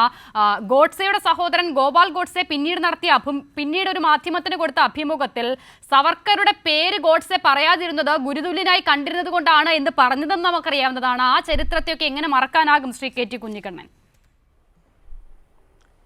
ഇവിടെ കൃഷ്ണദാസ് വളരെ ഉപരിപ്ലവമായിട്ട് ഈ രാജ്യത്ത് ഇപ്പോൾ നടന്നുകൊണ്ടിരിക്കുന്ന നമ്മുടെ ഭരണഘടനയ്ക്കും ജനാധിപത്യത്തിനും വിരുദ്ധമായ മോഡി സർക്കാരിൻ്റെ എല്ലാ നിയമനിർമ്മാണ പ്രക്രിയകളെയും ന്യായീകരിക്കുകയാണ്. അദ്ദേഹം പുരോഗമനപരമാണെന്നാണ് പറയുന്നത്. അപ്പോൾ ഇതൊരു സത്യാനന്തര കാലമാണ്. വാക്കുകളിൽ നിന്ന് അർത്ഥം ചോർന്നു പോകുന്ന ഒരു കാലമാണിത്. വാക്കുകളിൽ നിന്ന് അർത്ഥം ചോർന്നു പോകുകയും നുണകളും വ്യാജവുമൊക്കെ യഥാർത്ഥ പുരോഗതിയാണ്, യഥാർത്ഥ സത്യമാണ് എന്ന രീതിയിൽ അവതരിപ്പിക്കപ്പെടുകയും ചെയ്യുന്ന ഒരു കാലമാണ്. അപ്പോൾ തീർച്ചയായിട്ടും കൃഷ്ണദാസിനെ പോലുള്ള ആളുകൾ അങ്ങനെ പറയുന്നതിൽ യാതൊരു അത്ഭുതവും വിസ്മയവും നമുക്കില്ല. പക്ഷേ കൃഷ്ണദാസ് മനസ്സിലാക്കുന്ന ഒരു കാര്യം, ഈ രാജ്യത്ത് മോഡി സർക്കാർ കൊണ്ടുവന്ന 3 ക്രിമിനൽ ശിക്ഷ തെളിവ് നിയമങ്ങളിലെ ഭേദഗതി, ആ ഭേദഗതി എന്തിനു വേണ്ടിയിട്ടുള്ളതാണ്? ഭരണകൂടത്തിന് കൂടുതൽ അധികാരം നൽകുന്നതും തങ്ങൾ അനഭിമതരായി കാണുന്ന ആളുകളെ കുറ്റകൃത്യങ്ങളിൽ പ്രതികളാക്കി ഏകപക്ഷീയമായി വിചാരണ ചെയ്ത് അവരെ ജയിലടക്കാൻ കഴിയുന്നതുമായ രീതിയിൽ കൂടുതൽ സ്വേച്ഛാധിപത്യ സ്വഭാവമുള്ള നിയമങ്ങളാണ് നിങ്ങൾ ഉണ്ടാക്കിയത്.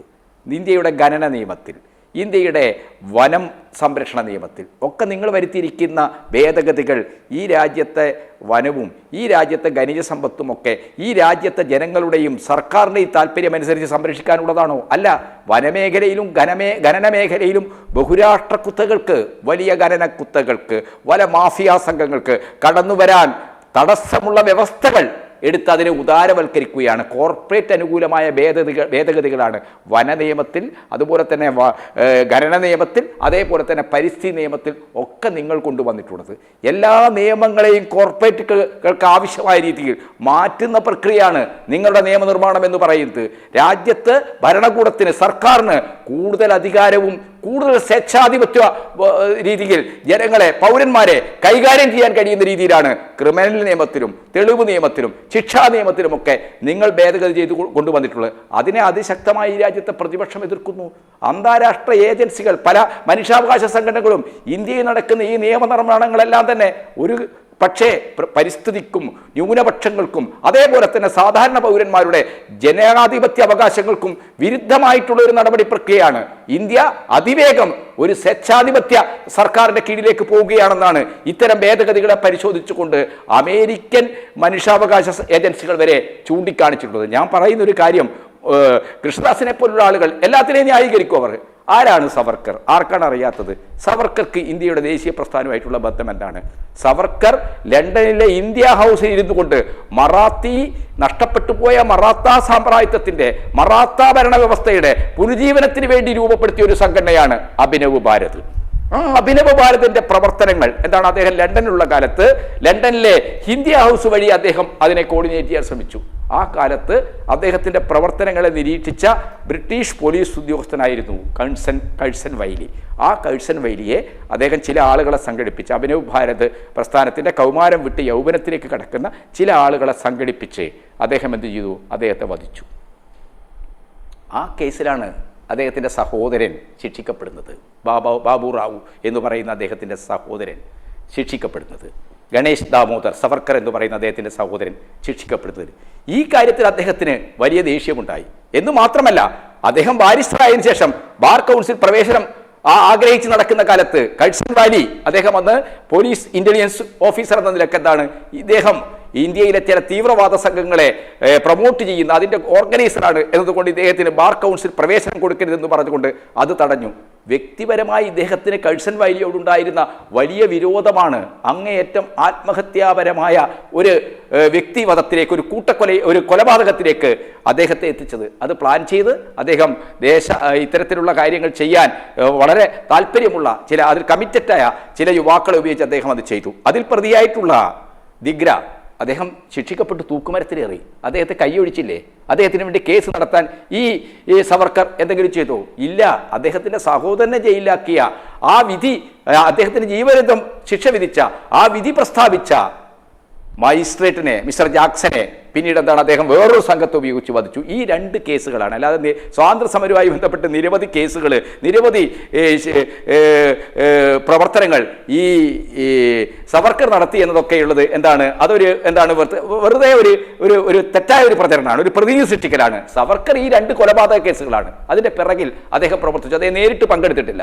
അദ്ദേഹം അതിൻ്റെ ആസൂത്രണം ചെയ്ത് അതിനാവശ്യമായിട്ടുള്ള പിസ്റ്റളുകൾ അദ്ദേഹം എത്തിച്ചു കൊടുത്തു. ആ എത്തിച്ചു കൊടുത്ത പിസ്റ്റളുകൾ സവർക്കറാണ് ലണ്ടനിൽ നിന്ന് ഇവിടെ എത്തിച്ചു കൊടുത്തത് എന്ന് കണ്ടെത്തിയതോടുകൂടിയാണ് അദ്ദേഹത്തെ ഈ രണ്ട് കൊലക്കേസുകളിലും, ജാക്സന്റെയും അതുപോലെ തന്നെ കഴ്സൺ വാലിയുടെയും കേസുകളിൽ പ്രതിയാക്കിക്കൊണ്ട് അദ്ദേഹത്തെ വിതരണം ചെയ്ത് അദ്ദേഹത്തിന് 50 വർഷം ജീവവിരുദ്ധ ശിക്ഷ കൊടുത്തത്. അതൊരു കൂടിയ ശിക്ഷ തന്നെയാണ്. പക്ഷേ ആ ശിക്ഷയെ അദ്ദേഹത്തിന് വേണ്ടി ഈ കഴ്സൺ വാലിയെ വധിച്ച ആള്, ജാക്സനെ വധിച്ച ആള് ധീരമായ നിലപാടെടുത്ത് തൂക്കുമരത്തിലേക്ക് പോയി. പക്ഷേ ജയിലിലെത്തിയപ്പോൾ 1909 ജയിലിലെത്തിയപ്പോൾ മിസ്റ്റർ സവർക്കർ എടുത്ത നിലപാട് എന്താണ്? കൃഷ്ണദാസെ, അദ്ദേഹം തുടർച്ചയായിട്ട് എന്താണ് കത്തെഴുതി ബ്രിട്ടീഷ് സാമ്രാജ്യത്വത്തെ, ക്രൗണിനെ, മഹാറാണിയെ വാഴ്ത്തി ബ്രിട്ടീഷ് മഹാറാണി, ബ്രിട്ടീഷ് സർക്കാർ എന്താണ് ഈ മുടിയനായ പുത്രനെ അതിൻ്റെ പിതൃവാത്സല്യ കരങ്ങളിലേക്ക് സ്വീകരിക്കണമെന്ന് കേണപേക്ഷിച്ചു.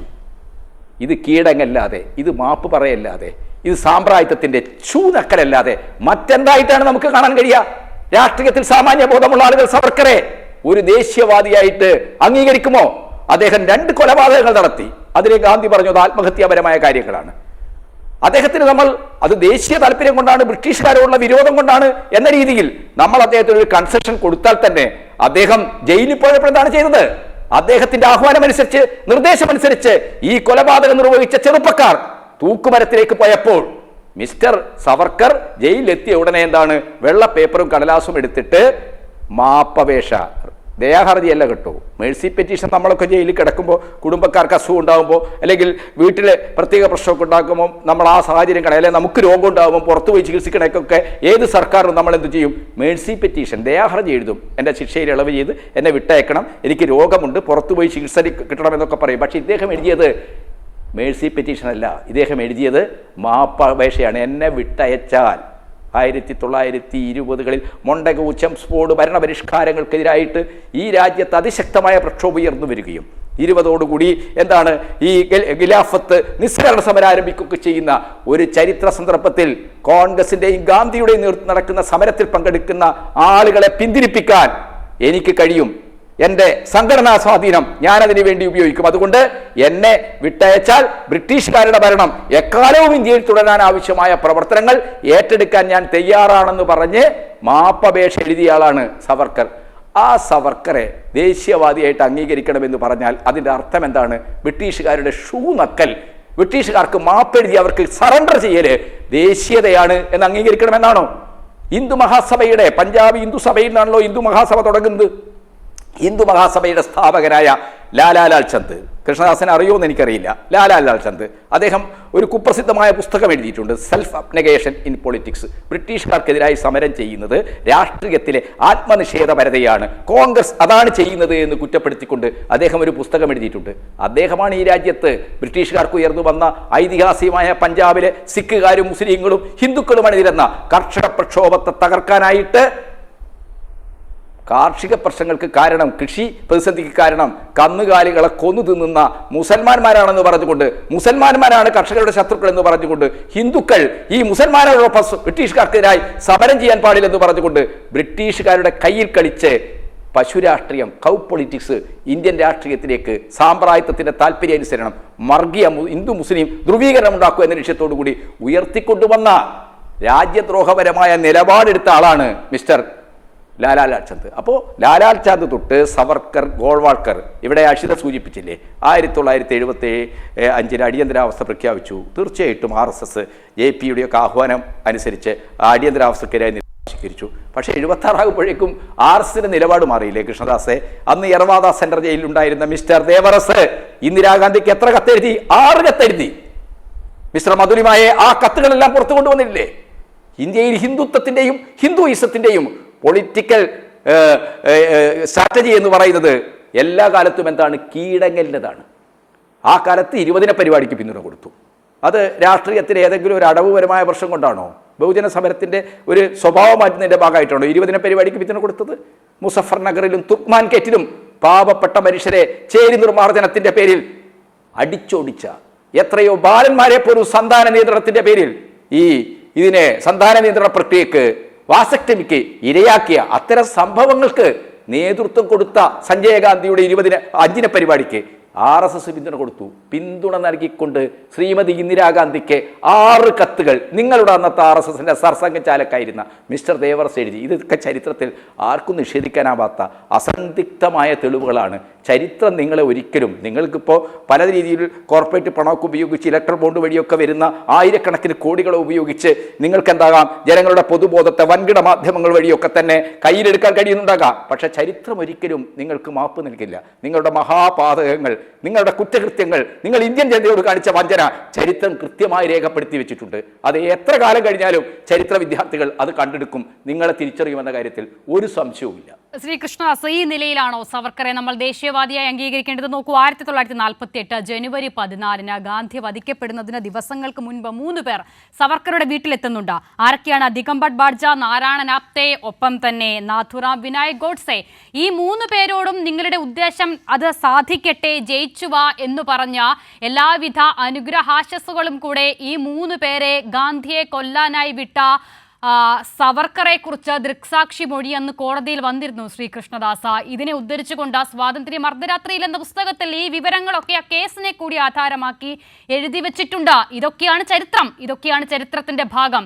ഇന്നുള്ള അധികാരവും പണവും ഉപയോഗിച്ച പാർലമെന്റിൽ സവർക്കറെ കൊണ്ടുവച്ചത് കൊണ്ടോ, സ്വാതന്ത്ര്യദിന കാർഡിൽ സവർക്കറുടെ ചിത്രം അടിച്ചു വന്നതുകൊണ്ടോ അതൊക്കെ ഇല്ലാതാകുമോ? ശ്രീ കൃഷ്ണദാസ, ഈ നാട്ടിലെ ചരിത്രം, ഈ നാട്ടിലെ ചരിത്രബോധമുള്ള മനുഷ്യർ ഭാവിയിൽ നിങ്ങളെ നോക്കി പുച്ഛിക്കില്ലേ ശ്രീ കൃഷ്ണദാസ്?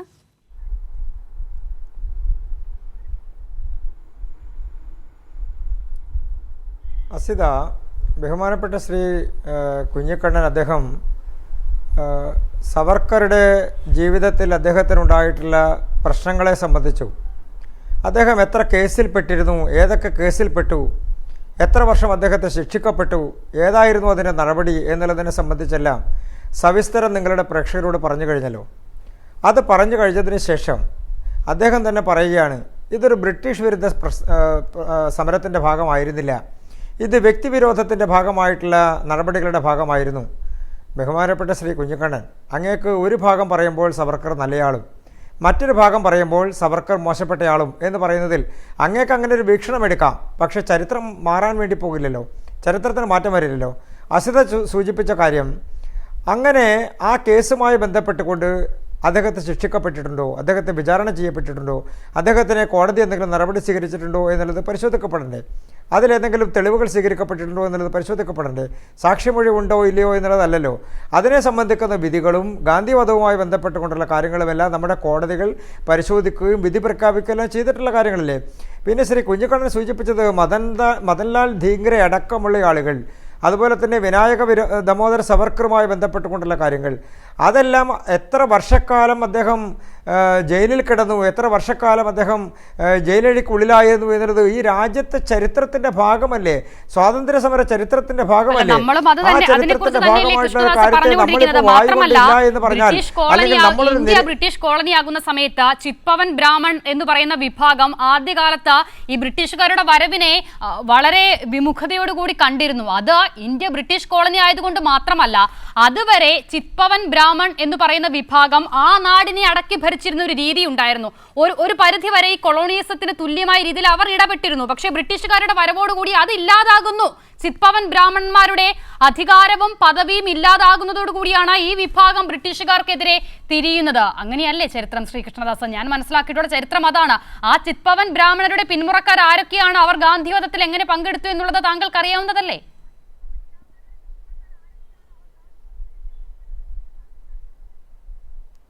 അസിത, നമുക്കൊരു ചരിത്ര വസ്തുതയായും കാണാം, നമ്മളുടെ വീക്ഷണകോണിലൂടെ കണ്ടുകൊണ്ട് അതിനെ വിമർശനാത്മകമായിട്ടും കാണാം. താങ്കൾ കാണുന്ന കണ്ണിലൂടെയോ ശ്രീ കുഞ്ഞിക്കണ്ണൻ കാണുന്ന കണ്ണിലൂടെയോ അല്ല ഞാൻ ആ വിഷയങ്ങളെ കാണുന്നത്. അതിൻ്റെ പ്രധാനപ്പെട്ട കാരണം, എനിക്ക് ചരിത്രപരമായി അവൈലബിൾ ആയിട്ടുള്ള കാര്യങ്ങൾ വെച്ചുകൊണ്ട് യാഥാർത്ഥ്യങ്ങൾ മനസ്സിലാക്കാനാണ് താല്പര്യം. എനിക്ക് അതിനനുസരിച്ച് പോകാൻ വേണ്ടി കഴിയൂ. നിങ്ങളുടെ വീക്ഷണത്തിൽ നിങ്ങൾക്കതിനെ അവതരിപ്പിക്കുന്നതിൽ തെറ്റില്ല. നമ്മുടെ രാജ്യത്തിൻ്റെ ജനാധിപത്യ സംവിധാനത്തിൽ അതിനുള്ള സ്വാതന്ത്ര്യം നിങ്ങൾക്കുണ്ടല്ലോ. സവർക്കർ നാളെ ജീവിച്ചിരുന്നില്ല എന്ന് പറയാനുള്ള സ്വാതന്ത്ര്യവും നിങ്ങൾക്കുണ്ട്. അപ്പോൾ അതിനെയൊന്നും ആരും നിഷേധിക്കാൻ വേണ്ടി പോകുന്നില്ല.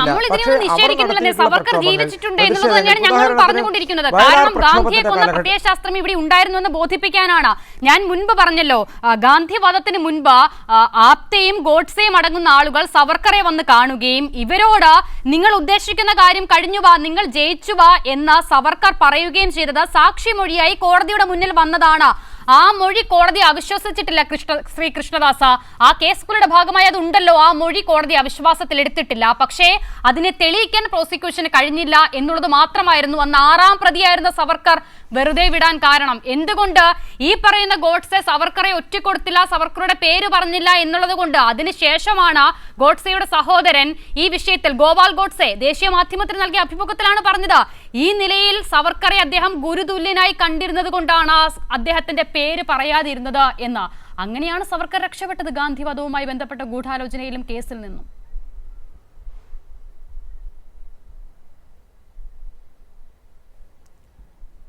അടിയന്തരാവസ്ഥയുമായി ബന്ധപ്പെട്ടുകൊണ്ടുള്ള കാര്യങ്ങൾ വിശദീകരിക്കുമ്പോൾ അടിയന്തരാവസ്ഥയിലെ ഒരു ഭാഗത്തെക്കുറിച്ച് പറയുകയും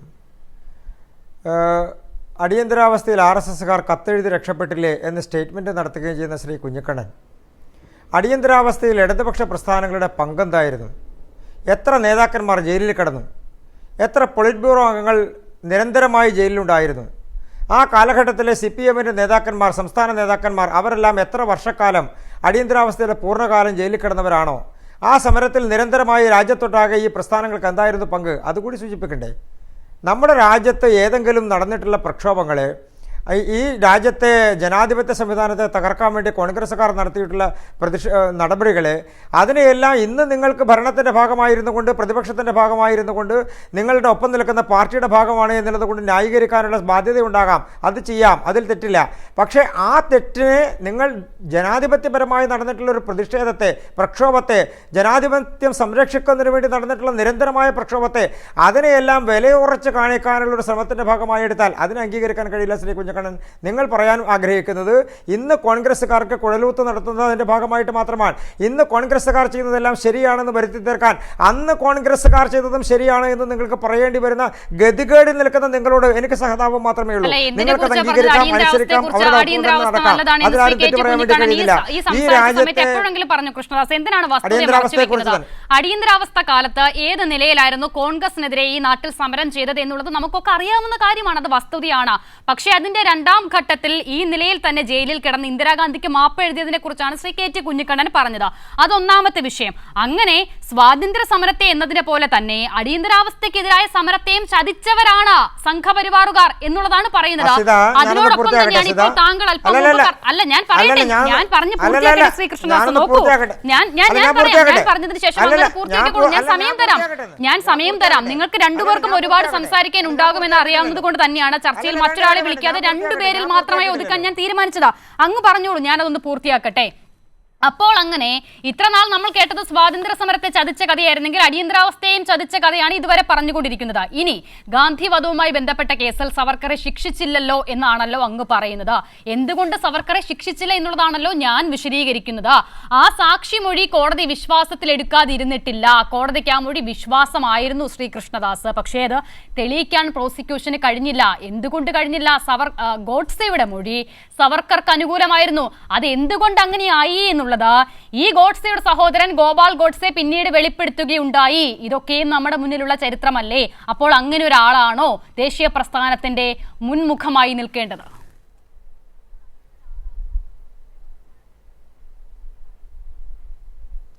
നമ്മുടെ രാജ്യത്ത് നിലവിലും മുൻ കാലഘട്ടങ്ങളിലും നിരവധി കേസുകളിൽ പ്രതികളായിട്ടുള്ള ഭരണാധികാരികൾ ഉണ്ടായിട്ടുണ്ട്. നിരവധി ആളുകൾ പ്രതി ചേർക്കപ്പെട്ടതിന് ശേഷം രക്ഷപ്പെടുന്ന സാഹചര്യം ഉണ്ടായിട്ടുണ്ട്. നിരവധി ആളുകൾ ഒഴിവാക്കപ്പെടുന്ന സാഹചര്യം ഉണ്ടായിട്ടുണ്ട് കള്ളക്കേസുകൾ എടുത്തതിൻ്റെ പേരിൽ. ഒരു കേസുണ്ടായതിൽ ശിക്ഷിക്കപ്പെട്ടിട്ടുള്ള കാര്യത്തെ സംബന്ധിച്ചാണ് നീതിന്യായ സംവിധാനത്തിൽ പിന്നീടുള്ള ചരിത്രത്തിന്റെ ഭാഗമാകുന്നത്. സുഹൃത്തെ, ഇന്ത്യ വിഭജനത്തിന്റെ സമയത്ത് ഈ നാട്ടിലെ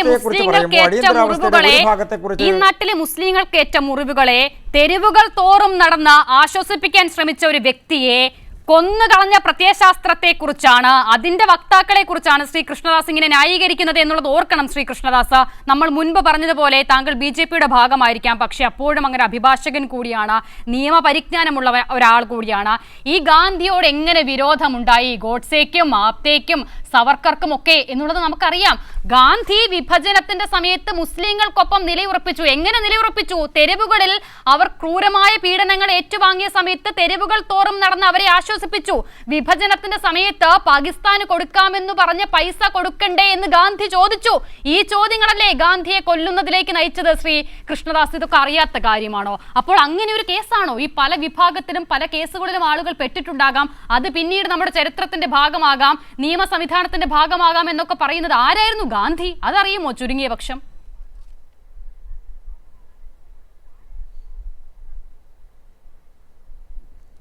ഞാൻ താങ്കൾ സംസാരിച്ചപ്പോഴും ചോദ്യങ്ങൾ ചോദിച്ചപ്പോഴും പിന്നീട് വിശദീകരിച്ചപ്പോഴും ഞാൻ ഇടയ്ക്ക് കയറി പറയാൻ ശ്രമിച്ചെങ്കിലും അതിൽ പിന്നീട് ഇടപെടാതിരുന്നത് ഒരു പക്ഷപാതിത്വമില്ലാതെ താങ്കൾ സംസാരിക്കും എന്നുള്ളത് കൊണ്ടാണ്. പക്ഷേ ഏകപക്ഷീയമായി സംസാരിക്കുന്നതുകൊണ്ട് എനിക്ക് ഇടപെടാതിരിക്കാൻ കഴിയില്ല. രണ്ട് പ്രധാനപ്പെട്ട കാര്യങ്ങൾ.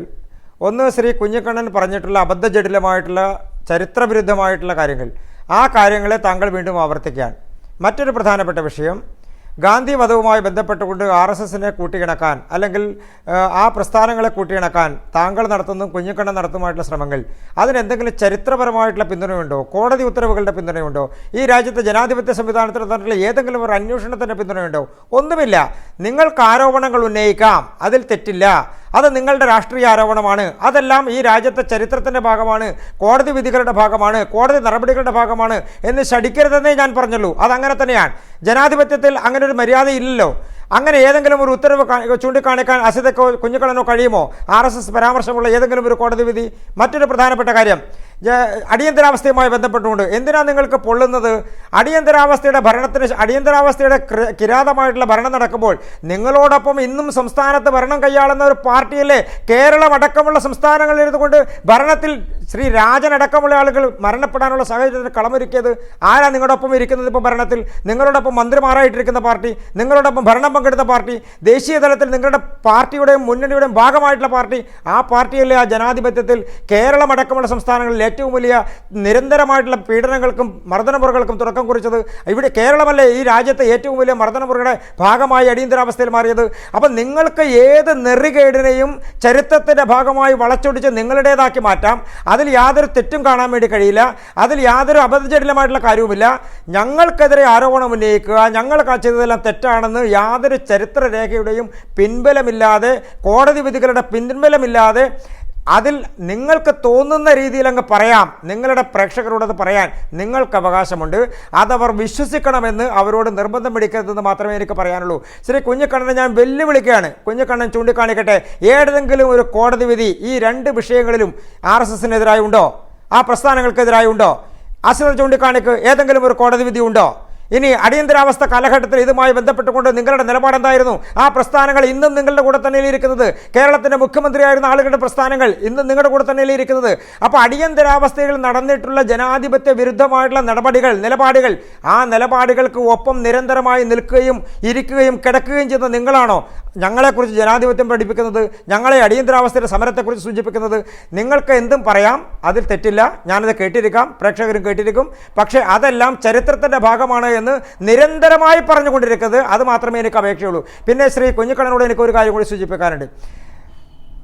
ആൻഡമാൻ നിക്കോബാറിലെ സെല്ലുലാർ ജയിലുകളിൽ വിനായക ദമോദര സവർക്കർ കിടക്കുമ്പോൾ അതിൻ്റെ കാരണം എന്താണെന്നുള്ള ചരിത്രം കൂടി അങ്ങ് അതിൻ്റെ പിൻബലത്തിൽ എഴുതി തള്ളി എന്ന് പറയുന്ന കത്തിനെ കുറിച്ച് പറയുമ്പോൾ, എങ്ങനെയാണ് അദ്ദേഹം ശിക്ഷിക്കപ്പെട്ടത് എന്നുള്ളത് പറയുമ്പോൾ, അതിനുശേഷം അങ്ങയുടെ രണ്ട് വാചകം കൂടി കൂട്ടിച്ചേർത്ത് ഇതെല്ലാം ഹിന്ദുത്വ അജണ്ടയുടെ ഭാഗമാണ്, ഇതെല്ലാം രാജ്യവിരുദ്ധ നടപടിയുടെ ഭാഗമായിരുന്നു, ഇതെല്ലാം ബ്രിട്ടീഷ് നടപടിയുടെ ഭാഗമായിരുന്നില്ല എന്നങ്ങ് പറയാൻ ശ്രമിച്ചാൽ അതൊക്കെ തൊണ്ട തൊടാതെ വിഴുങ്ങാൻ ഈ രാജ്യത്തെ ചരിത്രമറിയുന്ന ആളുകളും ഈ രാജ്യത്തെ സാഹചര്യങ്ങളും സ്വാതന്ത്ര്യ സമരവും അതിൻ്റെ ചരിത്രങ്ങളും അറിയുന്ന ആളുകളും അന്നത്തെ നടപടികൾ അറിയുന്ന ആളുകളും ഇവർക്കെല്ലാം അറിയാമല്ലോ. ഇനി ഞാനൊന്ന് തിരിച്ചു ചോദിക്കട്ടെ, വയലാർ സമരത്തെ സംബന്ധിച്ച് എന്താ അങ്ങയുടെ അഭിപ്രായം? അത് സ്വാതന്ത്ര്യ സമരമായിരുന്നു.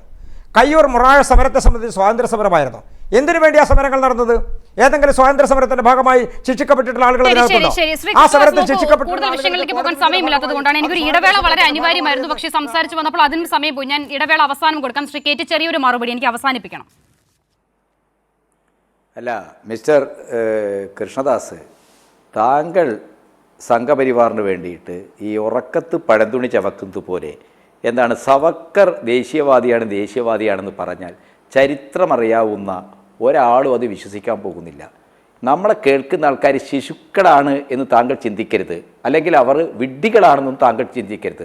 സാമാന്യ ചരിത്രബോധമുള്ളവരാണ്. മിസ്റ്റർ സവർക്കർ ഈ രാജ്യത്ത് മറാത്ത ബ്രാഹ്മൺ ആധിപത്യത്തെ തിരിച്ചു കൊണ്ടുവരാനുള്ള അഭിനവ് ഭാരത് പ്രസ്ഥാനം ഉണ്ടാക്കിയ ആളാണ്. ആ പ്രസ്ഥാനം തീവ്രമായ രീതിയിൽ ബ്രിട്ടീഷ് വിരോധം ഉൽപ്പാദിപ്പിക്കാൻ ശ്രമിച്ചിട്ടുണ്ട്. അതിലേക്ക് ആകർഷിക്കപ്പെട്ട ചെറുപ്പക്കാരെ ഉപയോഗിച്ച് കഴ്സൺ വാലിയെയും ജാക്സനെയും വധിച്ചിട്ടുണ്ട്. ഈ രണ്ട് കേസുകളല്ലാതെ ഇന്ത്യ ബ്രിട്ടീഷുകാർക്കെതിരായിട്ടെടുത്ത ഉജ്ജ്വലമായ സ്വാതന്ത്ര്യ സമരത്തിൻ്റെ ഏതെങ്കിലും ഒരു ചരിത്ര സന്ദർഭത്തിൽ സവർക്കർ ഒരു ഇടപെടൽ നടത്തിയതായിട്ട്, സവർക്കർ ഒരു ധർണ നടത്തിയതായിട്ട്, സവർക്കർ ഒരു മുദ്രാവാക്യം വിളിച്ചതായിട്ട് താങ്കൾ പറയുമോ? ഇന്ത്യയുടെ ദേശീയ ചരിത്രം RSSന് അനുകൂലമായി എഴുതിയ ആളാണ് RC Majumdar. Mister Krishnadas, RC Majumdar, ദേശീയ ചരിത്രകാരൻ എന്ന് പറയുന്ന RC മജുംദാര്, ആ RC മജുംദാര് ഇന്ത്യയുടെ സ്വാതന്ത്ര്യ സമര ചരിത്രം ഹിന്ദുത്വത്തിന് അനുകൂലമായി എഴുതിയ ആള്. ആ RC മജുംദാർ പോലും സവർക്കറെ ഒരു ഘട്ടത്തിലും ദേശീയ സ്വാതന്ത്ര്യ സമരത്തിന്റെ ഭാഗമായിട്ടുള്ള ഒരു വ്യക്തിത്വമായിട്ട്, ഒരു കഥാപുരുഷനായിട്ട് കണ്ടിട്ടില്ല എന്ന കാര്യം നിങ്ങൾ അംഗീകരിക്കണം. മറ്റെല്ലാവരെയും വിടുക, നിങ്ങൾ ബിപിൻ ചന്ദ്ര ഉൾപ്പെടെയുള്ള എല്ലാവരെയും വിടുക. നിങ്ങൾ RC മജുംദാർ അദ്ദേഹം എഴുതിയ ചരിത്ര പുസ്തകത്തിൽ ഇന്ത്യയുടെ സ്വാതന്ത്ര്യ സമര ചരിത്രത്തിൽ ഇന്ത്യൻ സ്വാതന്ത്ര്യ സമരത്തിന്റെ ചരിത്രഗതിയും അതിന് നേതൃത്വം കൊടുത്ത കോൺഗ്രസും അതിനെ സമ്പുഷ്ടമാക്കിയ അതിലേക്ക് വലിയ സംഭാവനകൾ നൽകിയ വ്യത്യസ്ത ധാരകളും ഒക്കെ അടങ്ങുന്ന ഇന്ത്യൻ ദേശീയ പ്രസ്ഥാനത്തിന്റെ ബൃഹത്തായ ധാരയിൽ RSS ഇല്ല, ഹിന്ദു മഹാസഭയില്ല, ബ്രിട്ടീഷ് പൊളിറ്റിക്കൽ ഇന്റലിജൻസ് റിപ്പോർട്ടുകൾ ഇഷ്ടം പോലെയുണ്ട്. RSS ബ്രിട്ടീഷുകാരുടെ കയ്യിൽ കളിക്കുകയാണ് ആ കാലത്ത് ചെയ്തത്. മുസ്ലിം ലീഗിനെയും ഹിന്ദു മഹാസഭയും RSSനെ ഉപയോഗിച്ച് ഇന്ത്യയുടെ ദേശീയ പ്രസ്ഥാനത്തെ നിരന്തരമായി ഭിന്നിപ്പിച്ച് ബ്രിട്ടീഷ് ആധിപത്യത്തിന് ആയുസ് നീട്ടിക്കൊടുക്കാനുള്ള ശ്രമമാണ് എല്ലാ ഘട്ടത്തിലും നടത്തിയത്. മിസ്റ്റർ കൃഷ്ണദാസ്, അങ്ങ് മനസ്സിലാക്കണം, ഖിലാഫത്ത് നിസ്സഹകരണ പ്രസ്ഥാനം ആരംഭിക്കുകയും ഹിന്ദു മുസ്ലിം മൈത്രി ഇല്ലാതെ സ്വരാജ് സാധ്യമാവില്ല എന്ന് നമ്മുടെ മഹാത്മാവ് ആഹ്വാനം ചെയ്യുകയും ചെയ്ത സന്ദർഭത്തിലാണ് ഹെഡ്ഗേവാർ, അദ്ദേഹം വെറും ഒരു ഡോക്ടറാണ്, ആ ഹെഡ്ഗേവാർ സംഘപരിവാർ ഉണ്ടാക്കാൻ RSS ഉണ്ടാക്കാൻ പോയത്.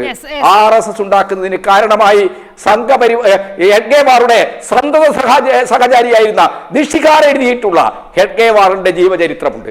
ആ ജീവചരിത്ര കൃതിയിൽ കൃത്യമായി പറഞ്ഞിട്ടുണ്ട്, ഹിന്ദു മുസ്ലിം മൈത്രി കണ്ട് മനം പടുത്തിട്ടാണ് ഗാന്ധിയുടെ നേതൃത്വത്തിലേക്ക് ഹിന്ദുക്കളും മുസ്ലിങ്ങളും ഒരേപോലെ അണിനിരക്കുന്നത് കണ്ടിട്ടാണ് ഹിന്ദുത്വത്തിന്റെ ആത്മാഭിമാനം വീണ്ടെടുക്കാൻ, ഹിന്ദു മുസ്ലിം മൈത്രി ഇല്ലാതാകണം എന്ന ലക്ഷ്യത്തോടു കൂടി ഉണ്ടാക്കിയ സംഘടനയാണ് RSS.